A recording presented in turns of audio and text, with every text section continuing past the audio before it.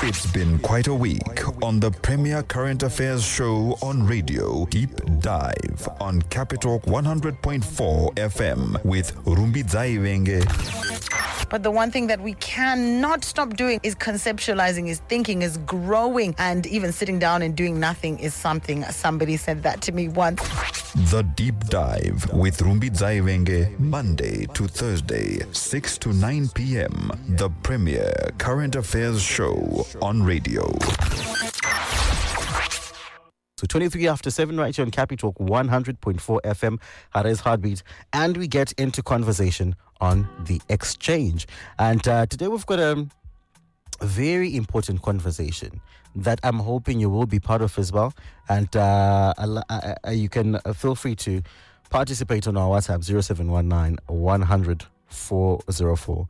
Protecting power sources, strategies for preventing vandalism and theft of electricity, transformers, oil and cables. Like I said earlier, one would wonder what exactly is going on, because every other day there's someone either caught there, or unfortunately it ends up as a fatality where someone loses their life as well. But why is this happening? And how can we perhaps find ways and solutions around this terrible, terrible vandalism as well that unfortunately tends to bite us back after all. You know, we are doing this to ourselves. We're shooting ourselves in the foot. And I think it's high time that we really change our ways. Now, joining me for that particular conversation, the General Manager lost control for the Zimbabwe Electricity Transmission and Distribution Company, Mr. Festo Madembo. Good morning to you, sir. Thank you. Good evening to you. I'm going back in time. Good evening to you. Thank you so much for joining us on Capital. Good evening, Kodzi, and thank you for having me. Awesome. And also joining us as well is the Stakeholder Relations Executive, Alaina Suliwa. Good evening to you, Alaina. Thank you so much for joining us. Good evening, Q. Good evening to our listeners. Awesome.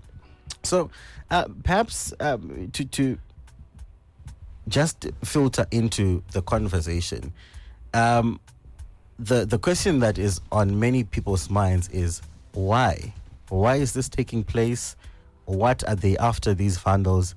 And essentially, what do they get from it at the end of the day? Okay, thank you very much, Kodzi.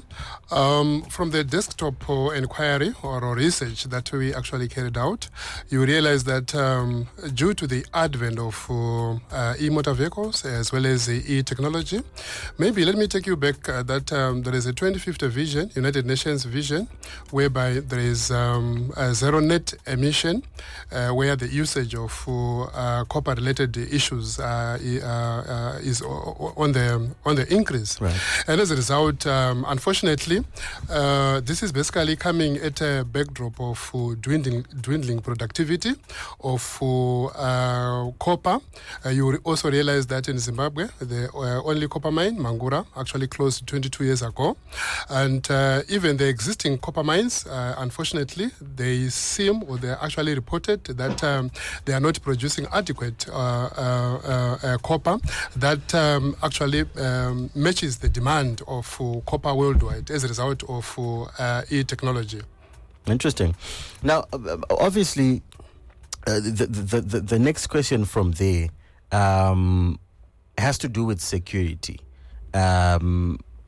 What security measures are in place to protect our high-risk areas?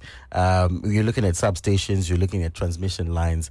What security measures are in place, or maybe that you're working on? Okay, thank you for that. In fact, we have got quite a host of strategies that we are implementing. Firstly, we are actually working with security agencies from the President's Office, from the Zimbabwe Republic Police, as well as even the Zimbabwe National Army, to fight the scourge of vandalism of our national infrastructure. Besides that, we are also doing what we call target hardening, where we are ensuring that the leads of our transformers, for instance, is soldered onto the transformer to make it very difficult for vandal to successfully vandalize our transformers without making a lot of noise. We are also doing target removal as a strategy.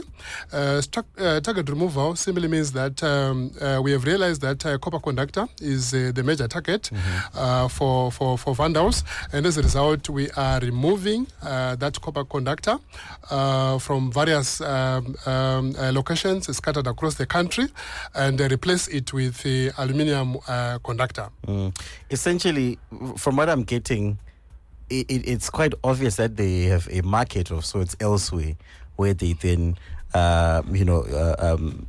proceed to sell these. But allow me to maybe just slide another question that I think would have actually fitted at the top of our conversation, to then say, what then are the effects of this vandalism on us? Obviously, what's pretty much at the top is that we'll experience a lot of power outages. But what are some of the effects that we come across due to this vandalism? Okay, because you realize that vandalism of national infrastructure basically leads to the destruction of our key assets like substations, transformers, as well as the power lines, resulting in, as you have rightfully said, outages and costly repairs. This basically impacts on our ability to invest in infrastructure. You realize that the funds that are supposed to be channeled for investing in the infrastructure is now actually being used to replace the vandalized infrastructure, which basically increases the maintenance and operational costs of our activities. Absolutely. Now, as with any other sector, I want to believe collaboration is key in trying to address different issues. How does the Zimbabwe Electricity Transmission and Distribution Company collaborate with law enforcement agencies to investigate and obviously prosecute cases of theft and vandalism? Okay. Yes, we basically collaborate with the law enforcement agencies, as I have mentioned earlier on. The good part of it is that the Zimbabwe Public Police has got a specific or specialized unit responsible for investigating issues related to vandalism of national infrastructure, which is a criminal investigation department, minerals, flora and fauna. So each time when we have reports of that nature, we team up with the unit officials to investigate these cases. We also work in collaboration with the Zimbabwe Anti-Corruption Commission on issues to do with vandalism to some extent. Thank you. Interesting. Elena, if you will allow me to rope you into this conversation as well. I think it's key, if anything, to make sure that there is awareness across the board in terms of the dangers of vandalism and also the importance of protecting power infrastructure. Are there any setups like that in terms of raising awareness and education? Certainly. First, I think I would like to thank the residents who have actively participated in protecting our community's electrical infrastructure. Many have taken an initiative to install security cages around transformers feeding their areas, while others have gone on a step to put on neighborhood watch committees to safeguard these vital assets. As a department, stakeholder relations, we hold a regular stakeholder relations meeting with different stakeholders.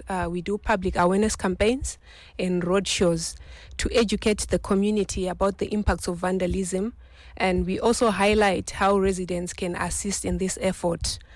And we've also done some collaborations. In terms of collaborations, we're excited about a project that we're currently working on with the University of Zimbabwe, where we invited innovative ideas from students across various faculties that include engineering, security studies, law, marketing, and arts to help us tackle the challenge of vandalism.